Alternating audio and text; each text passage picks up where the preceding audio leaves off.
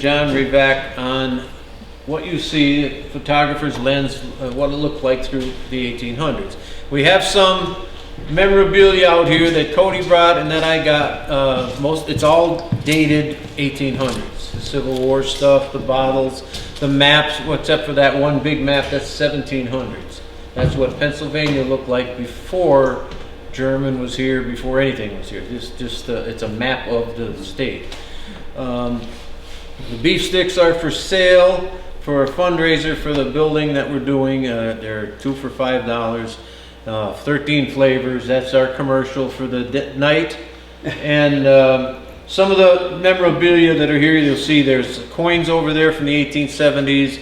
The Windsor Inn picture is from the 1860s. The two people on the other photograph are the Battenbergs from Archibald, from their Civil War uniform. The maps are from 1873 and 1889 of German. The two bottles are just vintage 1800s bottles. They're not from German. That's why I didn't care if they fell over and broke. I brought them instead of the ones from Bottlers, Muldoons, and Merritt's that we have in our glass case over there.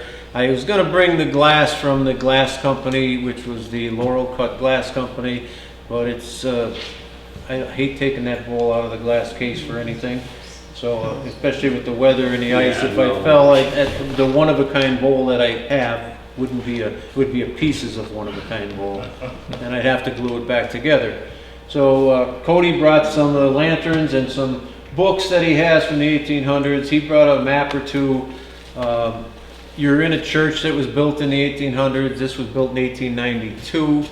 The previous church that was here before on the same site was 1870.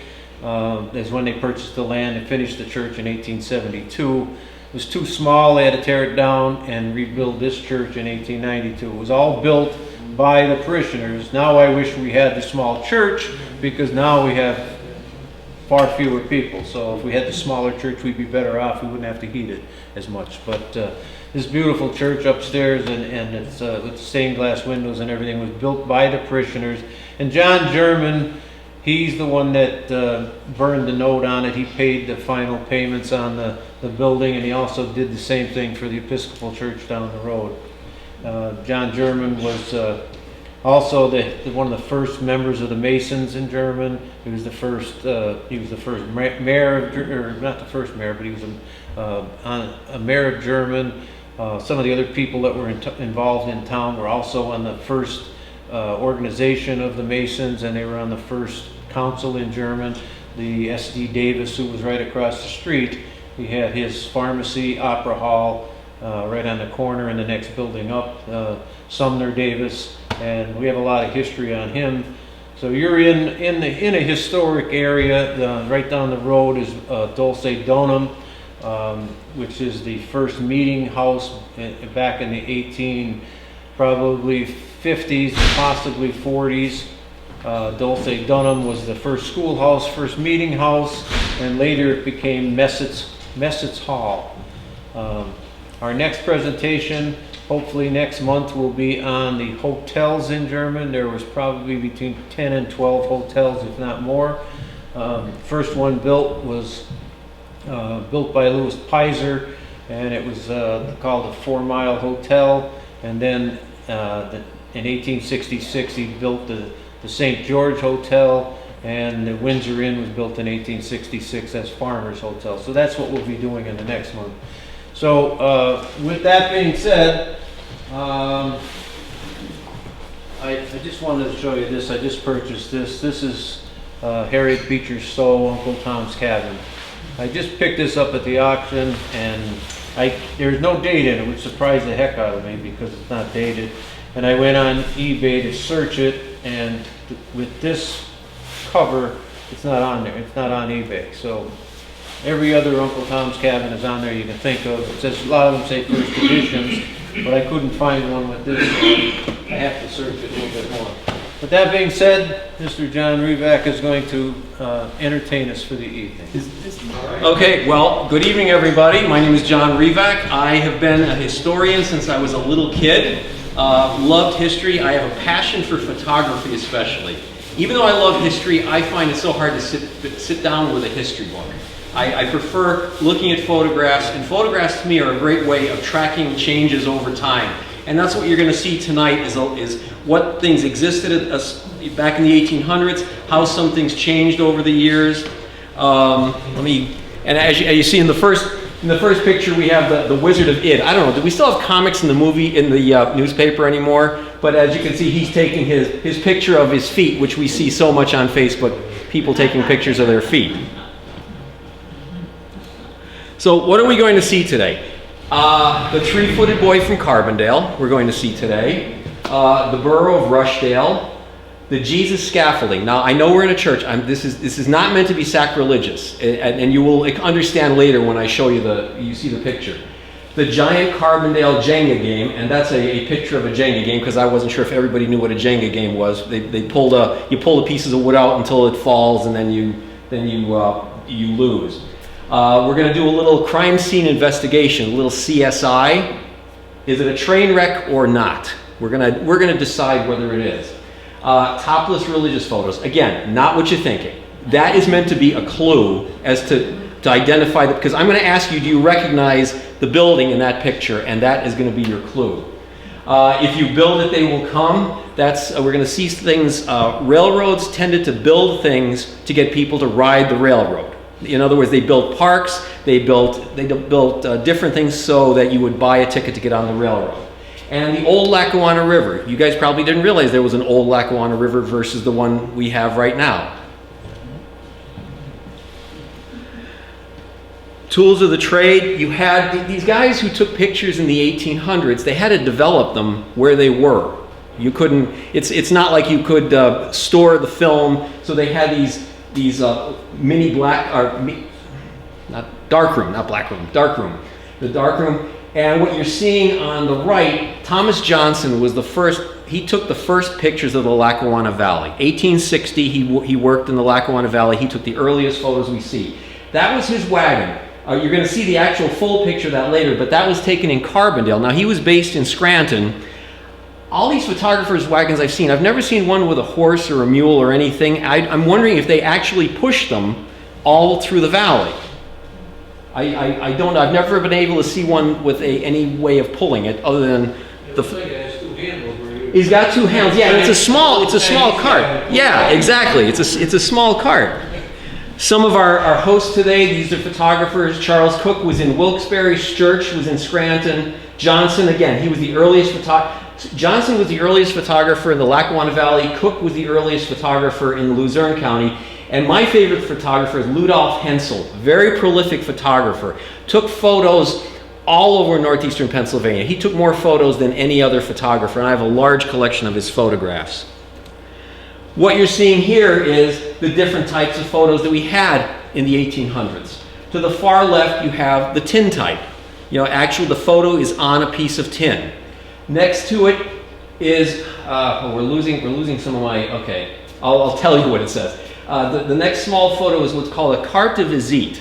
I never know why they didn't call it a pocket photo, but they kept the French term, a carte de visite.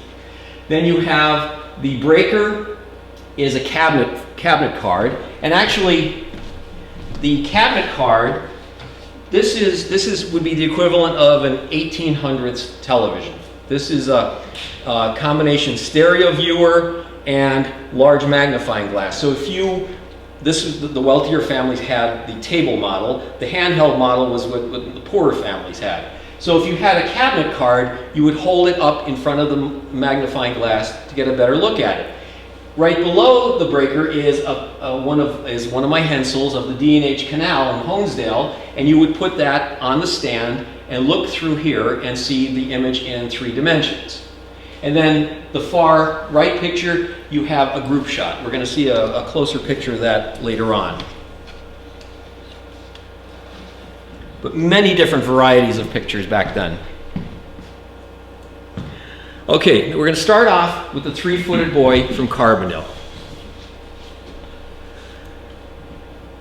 I guess Bruce is my competition on eBay for things, but I bought this. Again, this is something, I love things that are mislabeled. This was labeled as Little Boy with Blueberry Can. Well, we grew up in the coal region, right? S.Y. Richards worked in Carbondale. In 1871, he moved his studio to Pittston and never came back to Carbondale. So we know this picture is 1871 or earlier. Now, and the can he's not holding, blueberry cans were a lot smaller. So what does he look like? He is a breaker boy. He's the ill-fitting clothes. Look at, I mean, the pants, I don't know what's holding those pants together, but they obviously don't fit him. The boots are typical of the breaker boy. And the can, if you can see the line where the miner's pails would have an upper section for liquids and a lower section for sandwiches and fruits and different things. So that's how you can tell that that's more of a lunch pail than it is a blueberry picking can. So it was listed as that. But now we have them in our collection over at the building. When it's open, you'll see them. And if you'll notice his shoes, there are no right foot and left foot. Back then, they didn't have a right foot and left foot.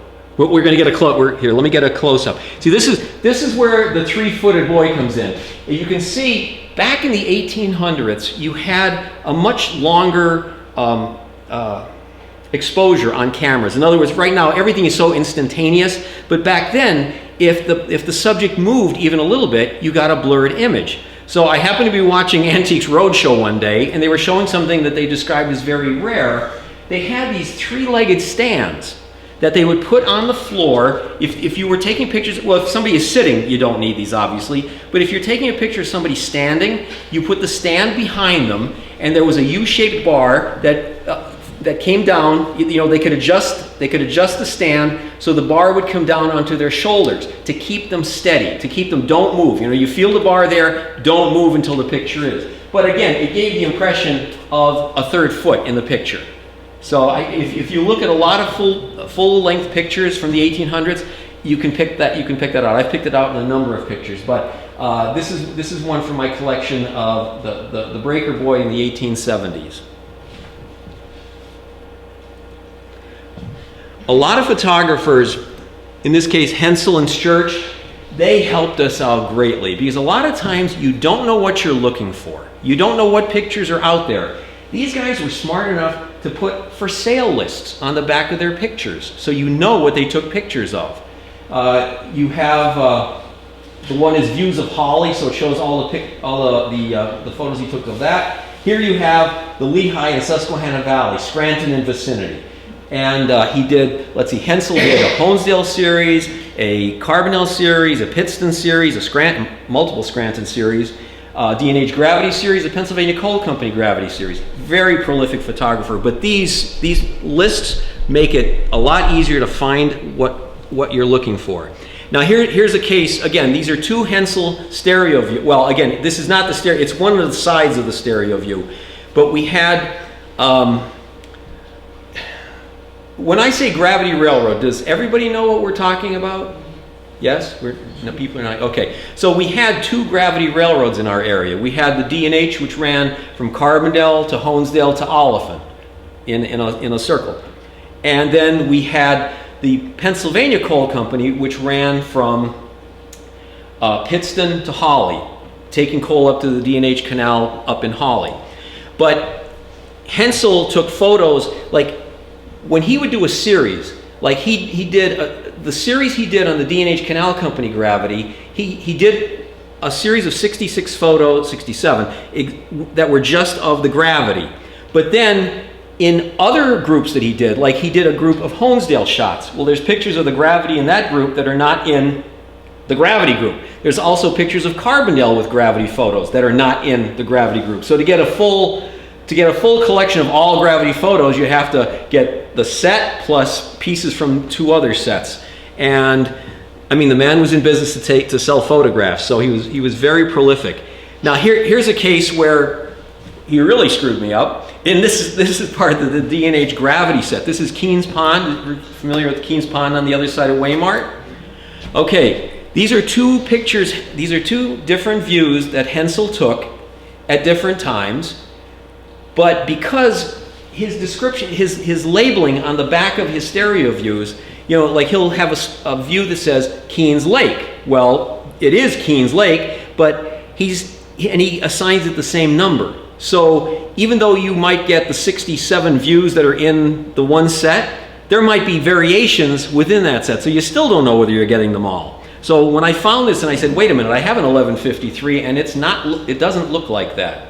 So he was very prolific. And if Bruce has me come back, I have 2 presentations where I take people for a ride on the entire gravity from Carbondale to Honesdale, then Honesdale back to Oliphant. I do it in 2 parts because the first time I did it in 1 part. And it was 3.5 hours long because people kept asking me questions. So you'll see the whole D&H gravity if we do that.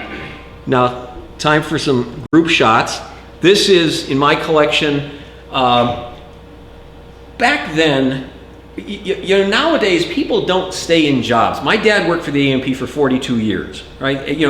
So you had more times of these.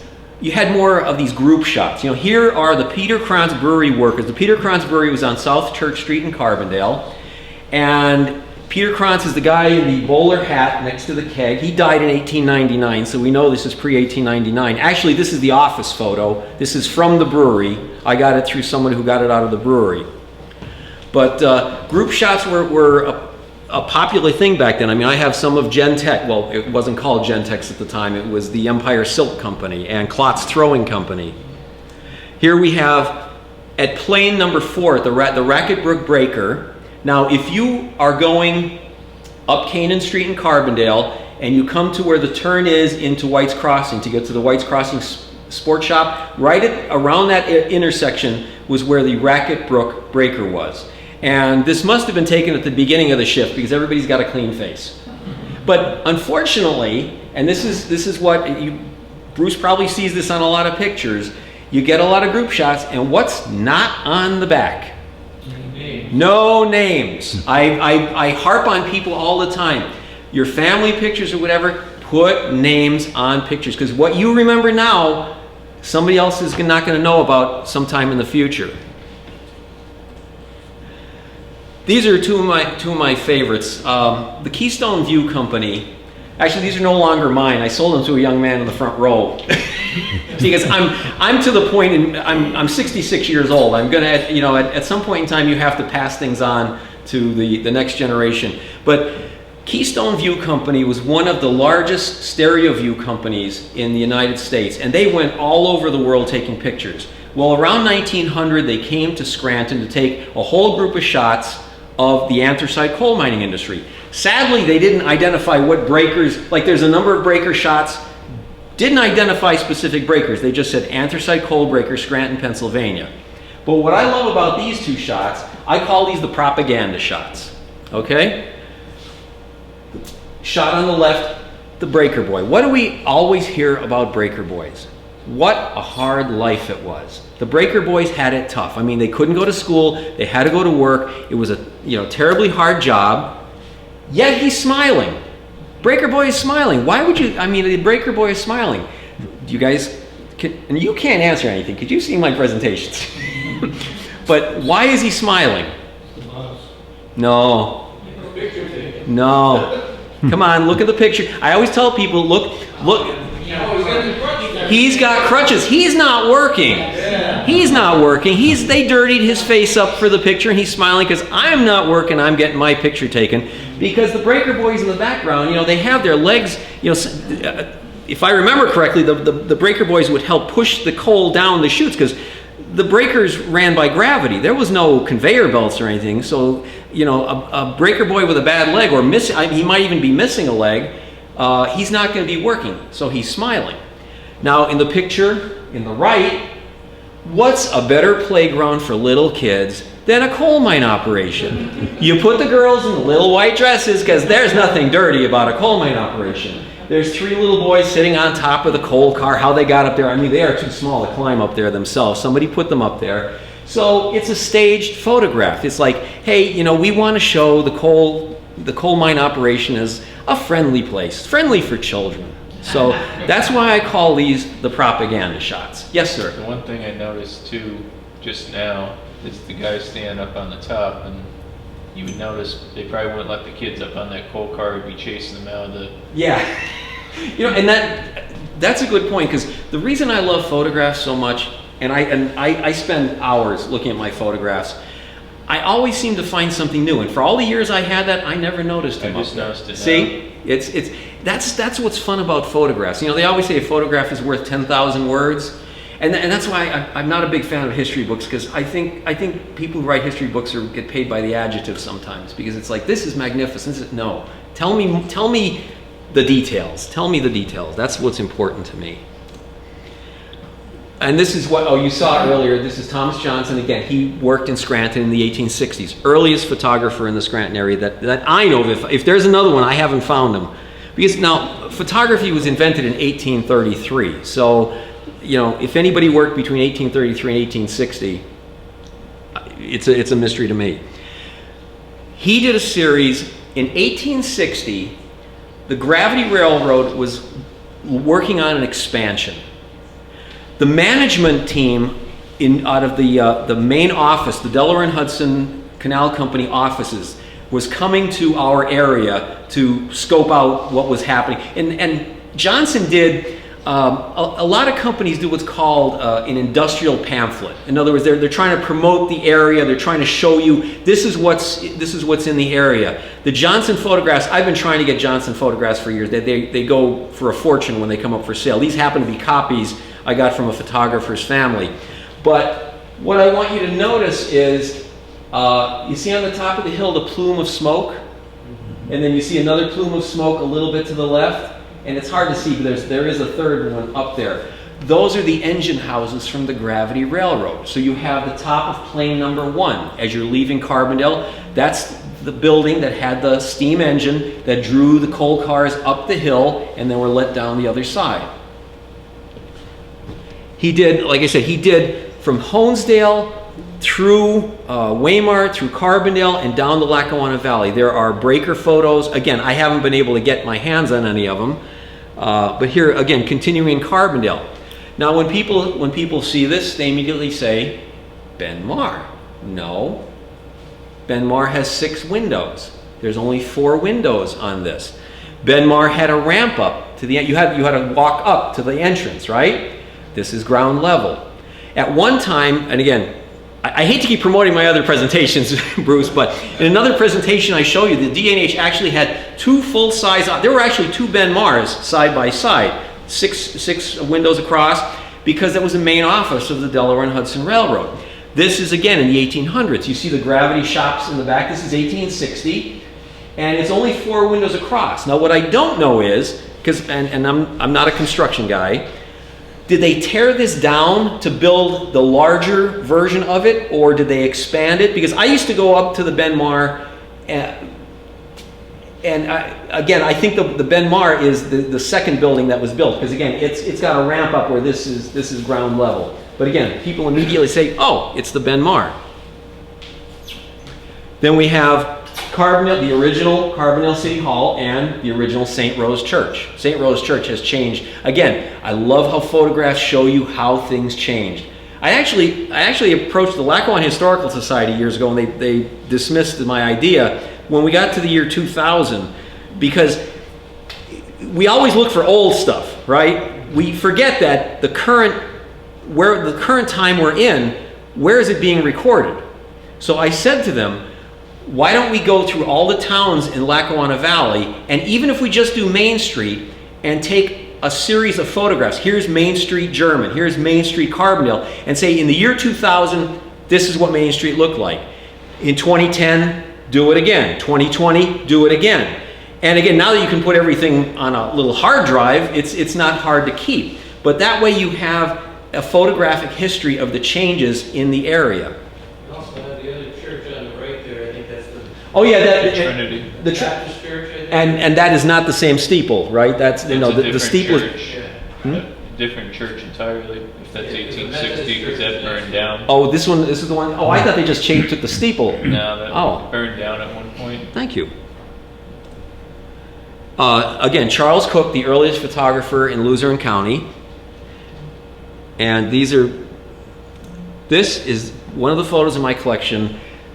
I live in Fell Township. Fell Township named after Jesse Fell, who in 1808 first burned anthracite coal in an open grate. He started the whole anthracite coal industry. Within a week of him doing his experiment, blacksmiths all over Wilkes-Barre were turning out iron grates. So this is the actual Fell house.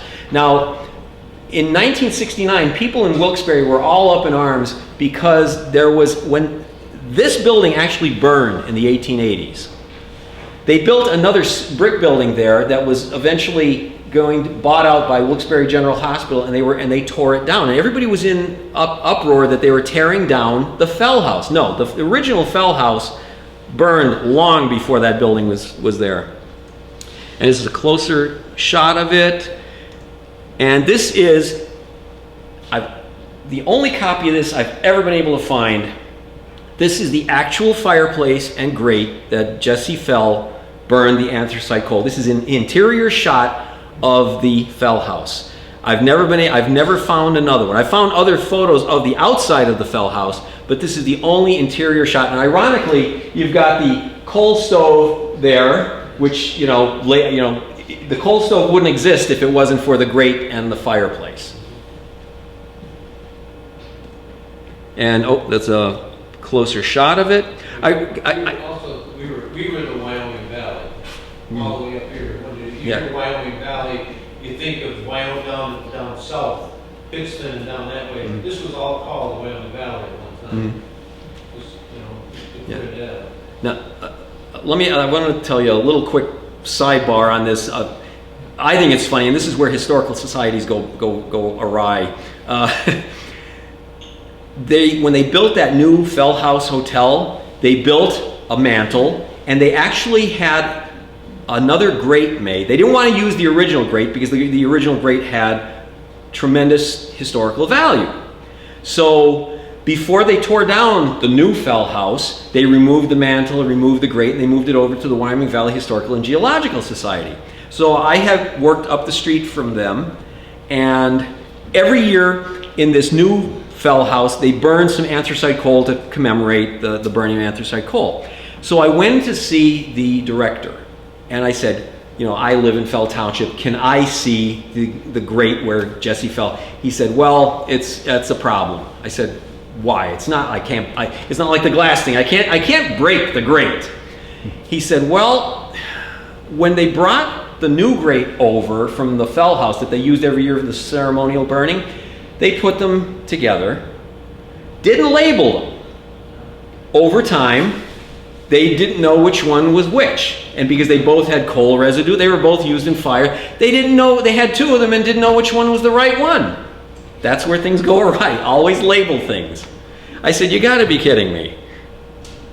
Okay, people think whenever we have a new fad, they think you're doing something that's actually new. And it's really not. If you look back in history, that's another reason I love history. You see things aren't as new as they seem. This is a Sturch photograph. Sturch was the guy's name. I'm assuming I'm pronouncing it right. This is the Scranton Water Works in the Upper Naog Falls. Now I'm going to show you a closer view of this because it is my theory. You know how every year, and I apologize if somebody in somebody's family has fallen into the Naog Gorge, I apologize for that, but it puts our emergency services people at risk, and it is my contention, this is the first guy that fell into the Naog Gorge, because, for the sake of a photo, you know how people put themselves in dangerous situations for the sake of a selfie? I don't know, they put a tree down or a board, it's bending, he's over rushing water, and of course he drags a kid out with him to balance him. But it is my contention that he is possibly the first person to fall into the Naog Gorge. Maybe he started the tradition. Again, putting one's life on the line for the sake of a picture. The picture on the left, there was a cyclone that went through downtown Wilkes-Barre in 1890. You see this church, the steeple completely blown off.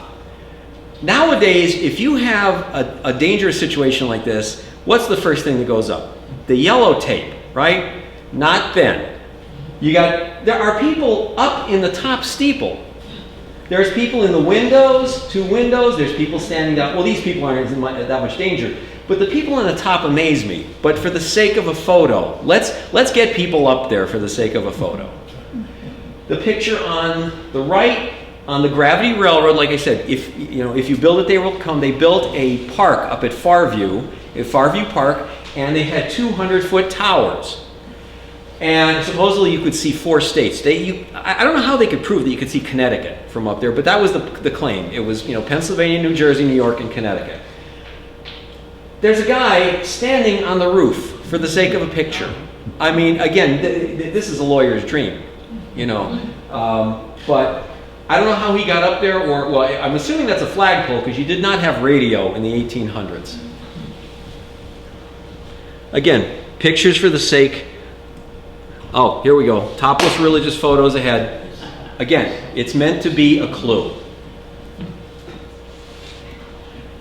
Church of a church. Church took a picture of a church in the 1870s. Do you guys recognize that church? Anybody? You've probably seen it 100 times. Nope.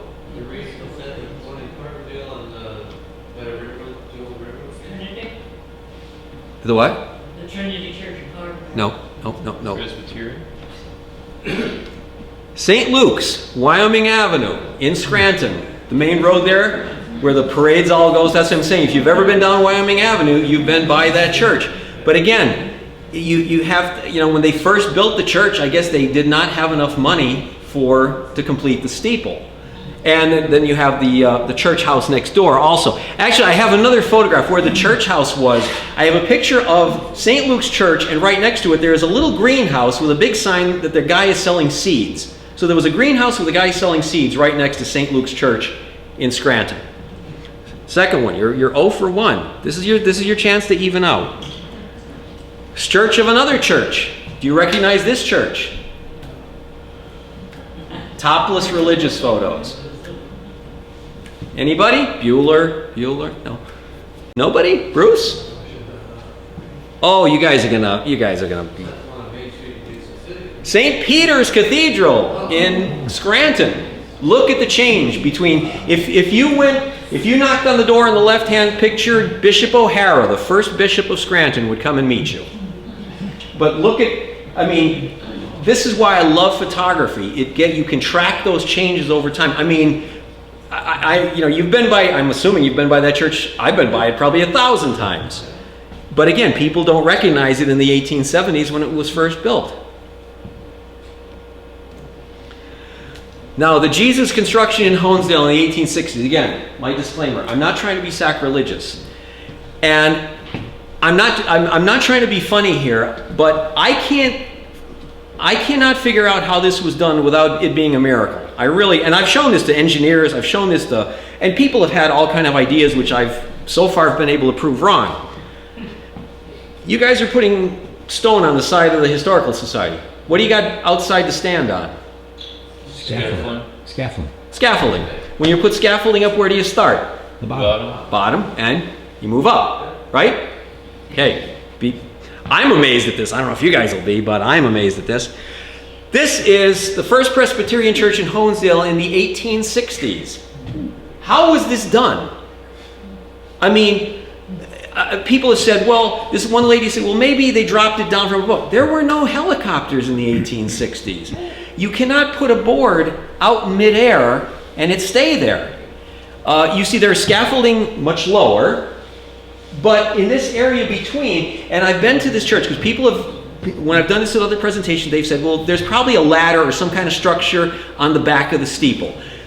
The church still exists in Honesdale. I was up there. It's actually for sale. I went all the way around. It is smooth on all 4 sides of that steeple.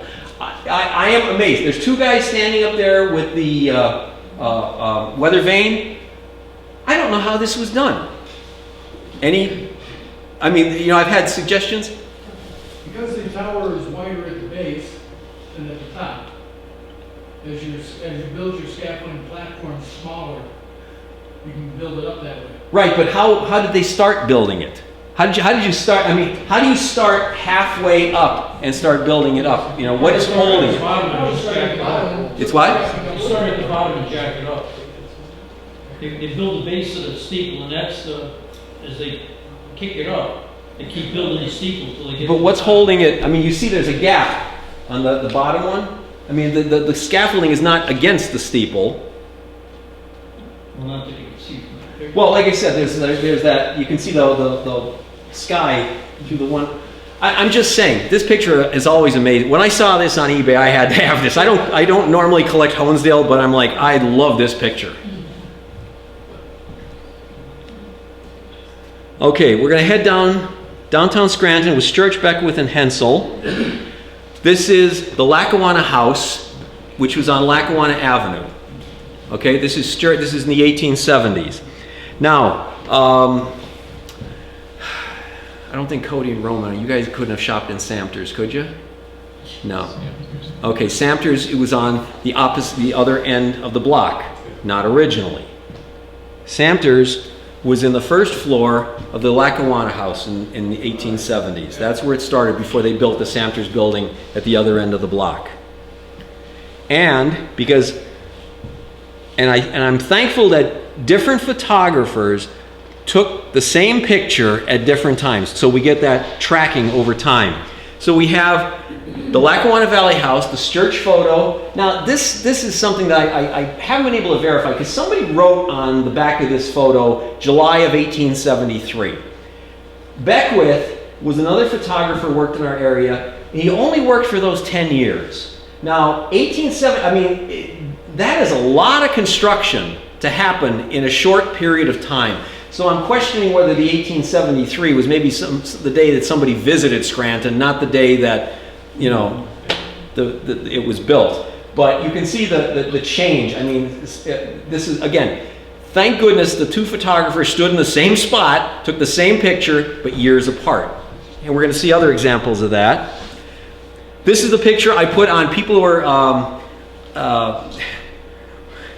ironically, that group on Facebook called Photos of Northeastern Pennsylvania, they would not let me put this announcement on it. So what I did was I put this picture on it, and with no explanation, hoping that people would say, well, what is that? And I say, oh, you have to show up to the German Historical Society to find it. Yeah, it's promo, you know. But this is what's called the granite block. This is, according to another stereo view I have from a different angle, this was the first block of Wyoming Avenue, the block that the Globe store is in. And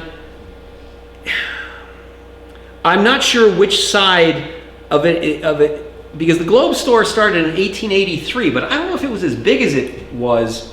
You know, the Globe store we remember, I don't know if it was that big in 1883. It might have started as something much smaller.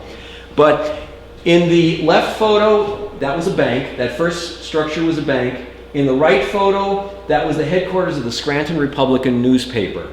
And the thing that's most prominent to me in the photo is Scranton, in the right photo, got electricity. You see the telephone pole with the power lines. They got electricity between the two periods when these photos were taken. Let's spend the week up at Crystal Lake with Sturch and Hensel. You have Simpson's Hotel. Again, I live in Simpson. You have Simpson's Hotel in the background. You have the boaters dressed in your traditional boating garb, your black suit and your bowler hat, your straw hat, and the lady with the big the big hat and the fluffy gown and everything. And they're ready for a day of boating on Crystal Lake. Again, the original Simpson's Hotel. I don't know if that was the location of the current Crystal Lake Hotel. That I'm not sure of, but that was the first hotel. And Hensel, who took photos, you had the Lady of the Lake steamer. Most of the lakes in our area, Newton Lake had a steamer that worked on it. Lake Ladore had a steamer that worked. It was, you know, fun to take a Sunday ride around the lake on the steamer. But it was the Lady of the Lake steamer, and that's the boathouse, which was near Simpson's Hotel. So again, we have two different photographers visiting the same area, taking photos at different times. On the way back to Scranton, we can do a transfer at the Dunmore Intermodal Center. You know, guys, Intermodal Center, where the trains and the buses, everything come together. This very busy area. The Dunmore Intermodal Center, out in the middle of nowhere. The Pennsylvania Coal Company Gravity ran passenger cars from Pittston to Hawley, but to get to downtown Dunmore, they built a spur, which came away from the Gravity, and there are horses or mules that actually pull the cars, because there was no effective gravity here. You had to move the cars through horse or mule over to the intermodal center, which is that platform. Let me give you a closer look at it. The part of this that really amazes me is you see the trolley. I can't read the name on the trolley, but it's the trolley that goes into Dunmore on the left. But the trolley would hold maybe 6, 8 people at best. So if you get a car full of people coming from the Pennsylvania Coal Company gravity, they're going to be standing there a while until the next. I mean, it might take 2 or 3 trolley trips to get everybody back and forth. And the other thing that amazes me about the picture, did you notice the guy next to the second car? He's taller than the second car. He's huge. I mean, look at the guy standing next to him. And look at these guys. I mean, none of them, they're standing on the platform and they're not as high as the car, but him, he is on ground level and he's higher than the second car. But that is the Dunmore Intermodal Center. We've come a long way. And again, you can't tour northeastern PA without seeing a few breakers. And of course, when you're studying history, you have to keep track, like we said, Luzerne County, we were part of Luzerne County until 1878. German wasn't always German. I bought these 2 stereo views of German breaker number 1 and breaker number 2, and on the back it says breakers in Gibsonburg, Pennsylvania, because at one time German was Gibsonburg. But it gets even more complicated, because you have Johnson took a picture of Gibson's breaker. It wasn't the John German breaker. John German breaker number 1, it was in 1860, it was Gibson's breaker. So in 1860, it's called something else. And yet, when Johnson took this photo, this is the full version of the 1860 photo, it's Gibson's breaker, but it's not in Gibsonburg. It's in Rushdale. Benjamin Rush, I got the name right? Benjamin Rush. See, you guys have been holding on to the name German too long. You should Smallcomville, Gunsalsville, because German went by, how many different names in total did German go 4 by? Mile Point, Baconville, Rushdale. Also, there's a little snippet that calls the east side of German, Randville? and then Gibsonburg, and then German. It won't be Smallcomville. And just to show you, the thing I love about breakers, you will never find a more unique type of architecture than breakers. In the 1800s, you will not find 2 breakers exactly alike. And I'm always amazed at, did the guy who built them get paid by the number of roof lines he made? Because there's all kind of different, breakers in the 1900s started to become more boxy. But yeah, I have to wonder if they didn't build the machinery first and then build a frame around it, because each breaker, this is the Price shaft in Hyde Park and Scranton, Heerman, the Briggs shaft in Hyde Park, again, a different look. The Oxford Colliery, again, 3 different breakers, 3 completely different looks. This is where I live in Simpson. If you've ever been to Frank's place, anybody who's been to Simpson usually has been to Frank's place. And when you come out of Frank's, if you look over the guardrail, this is where this is the original Northwest breaker. This burned in 1901. They smartened up and built it farther away from the railroad tracks. It's my theory that you had the main line right next to the breaker. And sometimes trains, when you're coming in and out of Simpson, you start with the incline. There might have been sparks or whatever from the steam locomotive or whatever, but it burned in 1901 and the new breaker was built much farther away from the tracks. This is another Hensel. This is the Watkins, Sons and Company breaker in Carbondale. The only Hensel photo I've ever had that has a black border, and I'm wondering why he did that, whether it was for a memorial purpose or what. But the thing about this breaker is right at the opening. This is again one of those photos that baffles people. You have this whole series of stands going all the way up the top of the hill, and you not only have one, these are very close together, and you have another series in the background that are more spread out. And we've been trying to figure out what these were used for, because I've never seen another coal operation. This is right at the opening. was it a signal? Was it a telegraph? And who would you be signaling to? I mean, you're going into the mine. The breaker is off to the side, but this wire is going up the hill, and it's kept taut. Like, you know, could it have been, I don't know, an alarm or something? But I've shown it to a number of mining historians, and nobody can explain to me what that is. But to go where and do what? Could it go up to No, it's a very thin. No. I mean, look at the size of the cable. You have the chain pulling the car. That's a thinner cable.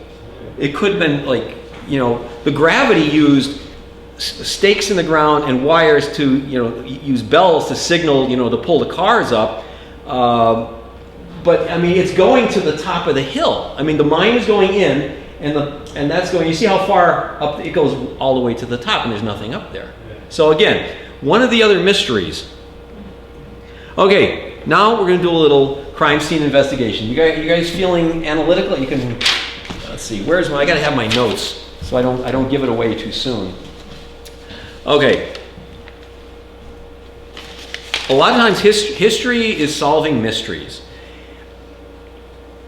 I search eBay, obviously we all search, a couple of us search eBay for photographs, and I am an expert on Hensel. I could spot a Hensel photograph a mile away. There were these 3 photographs that came up with the orange border on eBay. They did not have the labels on the back. It's rare you find Hensels without the labels on the back. There were no labels on the back. 2 of them were of the Gravity Railroad, so I knew they were Hensels. This was also with it. But again, no identification. Now, is it a train wreck? Well, in the left side photo, if you ran into something, what would be the first thing that goes? The front. The cowcatcher. Yeah. The cowcatcher on the front. Cowcatcher is still intact. Okay? The sand bell with the number is gone, blown off. Okay? All right. Now, the Delaware and Hudson Canal Company had 5 steam locomotives early on, back in the 1860s. Number 5 was the Isaac Seymour.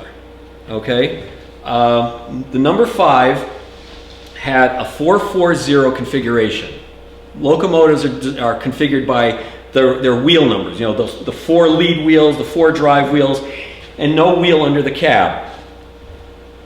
Number 5, the Isaac Seymour, exploded in Carbondale on March 10th of 1879. Hensel was actively taking pictures in 1879. So, those are all the things we know about this. The one thing that was driving me crazy about this, do you see the tower in the back? Looks like a church. Mm-hmm. I thought the picture is in Honesdale. Why would they move the train from Carbondale to Honesdale? And for years, I couldn't explain that tower. I even went up to see the churches in Honesdale, and they don't match that tower. And there were no other churches I could find that matched that tower. Now, do you guys have one of the Fowler maps of German in your collection? Do you know what the Fowler maps are? There was a gentleman in the 1870s who went all around, at least Pennsylvania. I don't know if he went outside of Pennsylvania.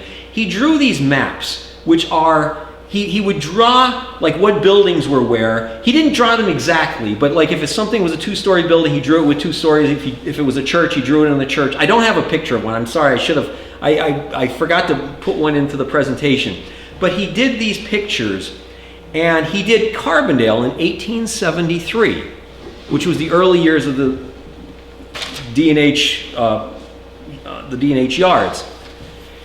At both ends of the D&H yards, there were buildings with towers. That explained it right there. There's my building according to the Fowler map. Is that it? Is that a Fowler map? That is a Fowler map. That's, see, he made these maps, drawing them, small buildings, and like I said, the one from Carbondale from 1873, and the locomotive exploded in 1879, so that I verified that was the one thing. I was 99.9% sure, and until I found that tower in the Fowler map, then I knew I had what I had. This is how I found the Welsh Congregational Church, because it's on this map. And it was also a Welsh Baptist church they have a new one, so two Wells churches. And the dot dot dot dot on the bottom is like, you know how you hear when something, because I don't know how to put sound on a thing. I'm sorry, I'm not a techie. Okay, plane number 28 was the last plane on the D&H Gravity before returning to plane 1. So you had plane number 1 through 28 in Carbondale. So how many planes were there if you had 1 through 28? Not 28. Nope. 32. There are 32 planes on the Gravity. This is Honesdale. This is the thing about the Gravity. When the cars came to, the coal cars came to Honesdale, they came in at ground level. You see the largest coal pile in the world at the time. To get up to dump the cars, they created plane 12 and a half. So you had plane number 12 and a half. Also in Honesdale, you had plane 13, but you also had the Union plane. You had a name, it's the only named plane, is the Union plane. And let's see, Honesdale from the series, it's pretty much the same thing. Also, this was a mystery. I could not figure this picture out for years. The picture you just saw was all the coal in downtown Honesdale. Well, a lot of times they had more coal than they could handle.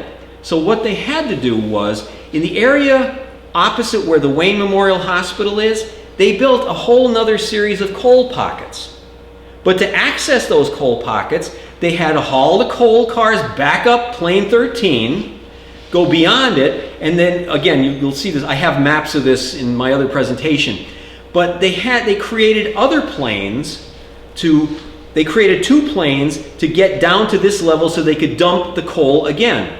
The D&H was not the most efficient operation because you don't want inventory sitting around, but they had huge amounts of coal inventory in Honesdale. But this was a whole series of different coal pockets than you see that are different from the ones on the previous photo. So you had, so there's, let's see, 12 and a half, so you're at 29, the Union is 30, and the plane to get to here is 31. We have yet to see 32. Where is it? Johnson plane number 28. This is probably the rarest stereo view in my collection because this is the top of plane 28 in Carbondale. This is before you get back to where the Ben Mar is. And what makes it rare is the photographer's wagon is in the photo. That's what makes it rare. Okay, there's a close-up, and a lot of times you'll see this on the Hensels. I think this might be Thomas Johnson standing here because with Louis Hensel, you'll see him. Well, when I do other presentations, he's standing there with a pocket watch because I think he's timing the exposure. That's what he's doing. So you'll see Louis Hensel in some of my other stereo views. But here's plane 32. Now let me go back a second.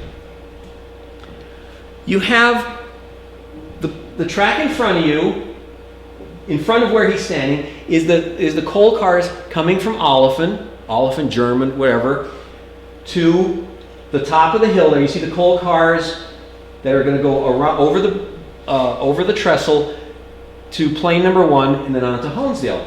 But there's another set of cables where this guy is standing to the left. Where is that coming from? This is number 32. Colebrook Colliery, you see the plane at the lower part of and the cars ready to come up the plane. So you have the plane 28. Plane 28 had 2 sides to it, so I'm counting it as 2 planes.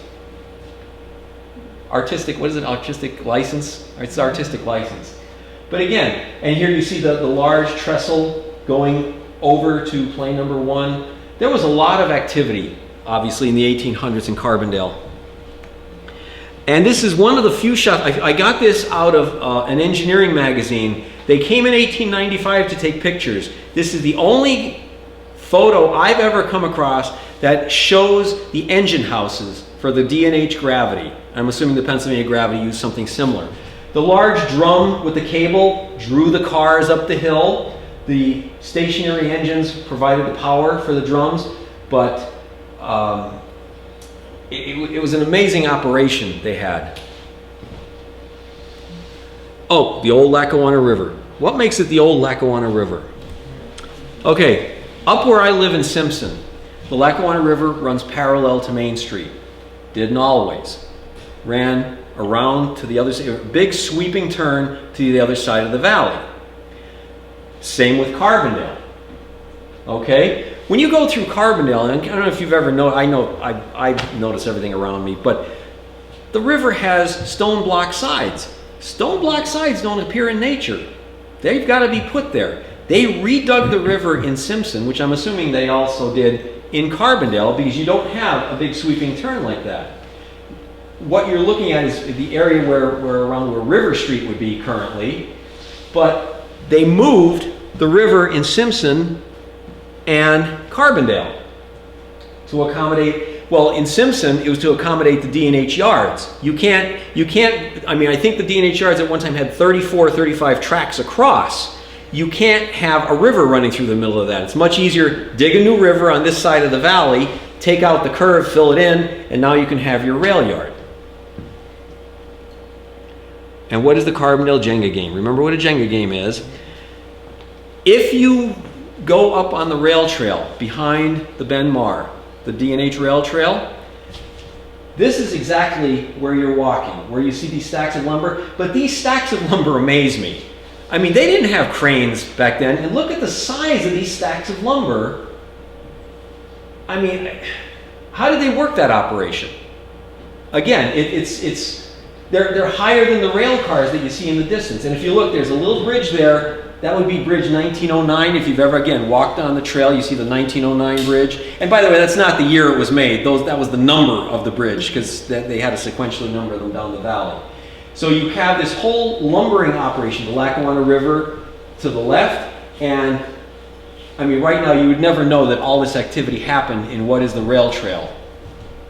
And just to show you farther up, again, Lackawanna River in the center of the photo, you had I guess it's a man-made lake, and you see all the logs that are in there getting ready to go to the lumbering operation. Again, all that later became the D&H yards.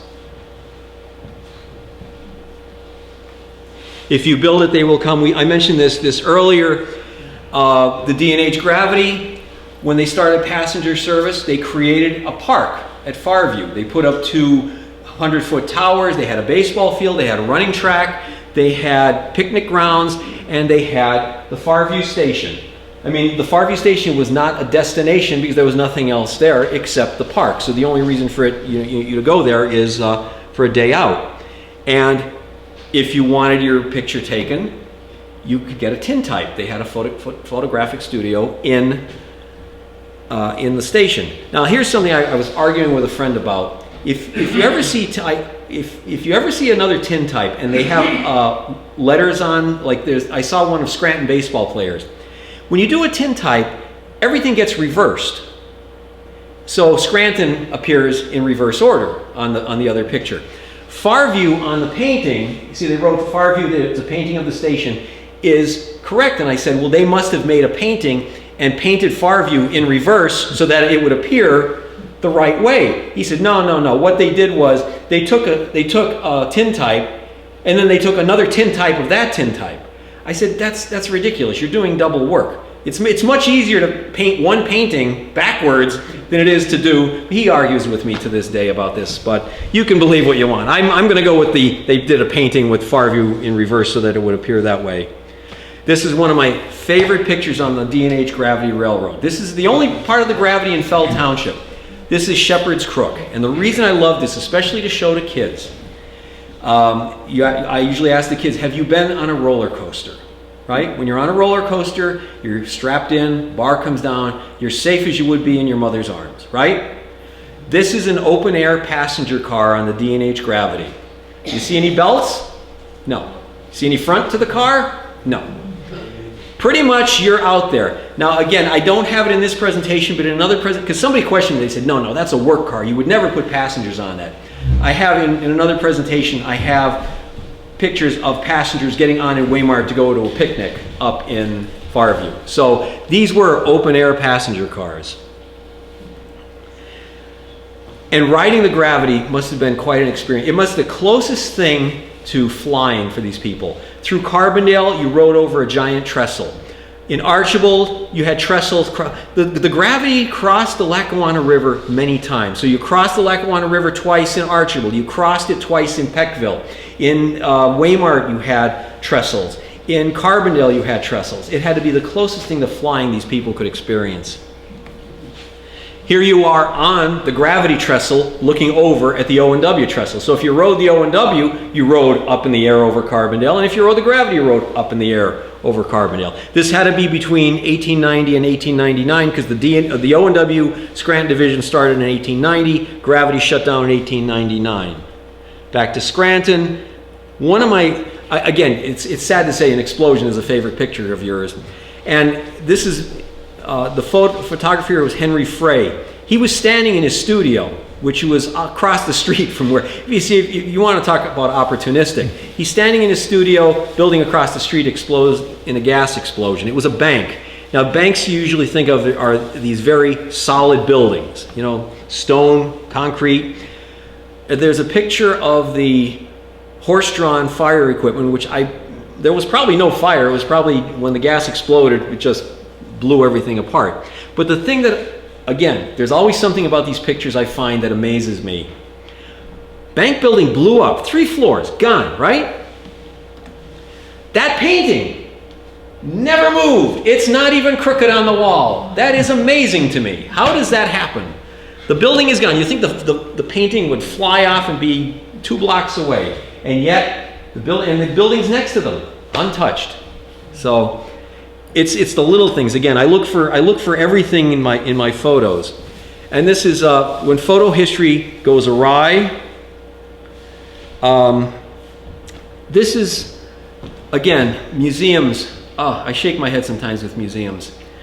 Back when there were stereo views in photographs, a lot of people, I actually have some in my collection, people would loan their pictures to other people, and they would write their name on the back, right? So I would write John Revak so that when I loan my stereo views to Cody, he'd know who to return them to.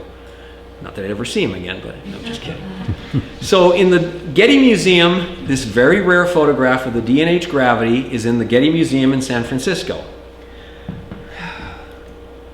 Lady wrote her name on the back, Marion Hill, right? There's a label on it that says Delaware D&H Railroad, head of plane number 2. If you go to the Getty Museum website, what is this listed as? This is a stereo view of Marion Hill. No, it's not a stereo view of Marion Hill. I mean, it's. These are 2 photos I have in my collection. This is plane number 1. This is behind the Ben Mar in Carbondale, plane number 1 on the D&H Gravity. Same picture, or is it? Look at it closely. See any problem with these? Reversed. The one on the left is the correct picture. The one on the right, the photographer put the negative in backwards. But people who bought it think they're buying a picture of the D&H Gravity plane number 1. But I happen to find both of these, and I'm looking at them, it was like something is not right. And that was the problem. And this is when profit supersedes accuracy. I'm hope to God you don't have one of these in your collection. Photographer took a picture of this coal breaker, right? As you see, it's the exact same coal breaker. In this one, it says it's in Scranton. In that one, it says it's in Forest City. I've seen that same breaker in Hazleton, Pittston, Shenandoah, where else?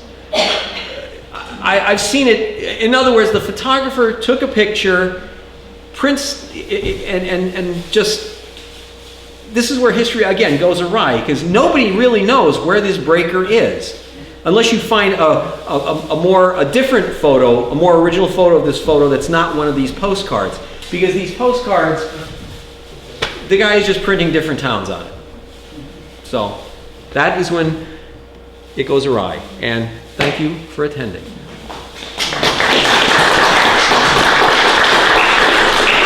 Any idea on the dating of a Burdick photography? Oh, who is it? Burdick Burdick. and a Kramer in Germany. Oh, Kramer was around for a long time. Burdick bought Kramer. Burdick brought, okay. And the house next to our building, that was the photographer lived there. I don't know if it was Burdick or Studios on Main Street in Durham. And it was Kramer's before it was Burdick, but I don't have a time frame. Well, I have a thing that says Kramer's Studio on Main Street in Carbondale. No, he also was in Carbondale. It was in Okay. Carbondale and Durham. Well- Kramer was here, and Burdick bought the studio from him. I'll tell you, the one thing that I wish I had, Kramer did a series of photos of the D&H Gravity. And you know how back then they would colorize photos? They hand tinted them. So they're color photos of the D&H Gravity of Kramer's photos. So obviously he was working in the 1800s, but I've seen so many pictures.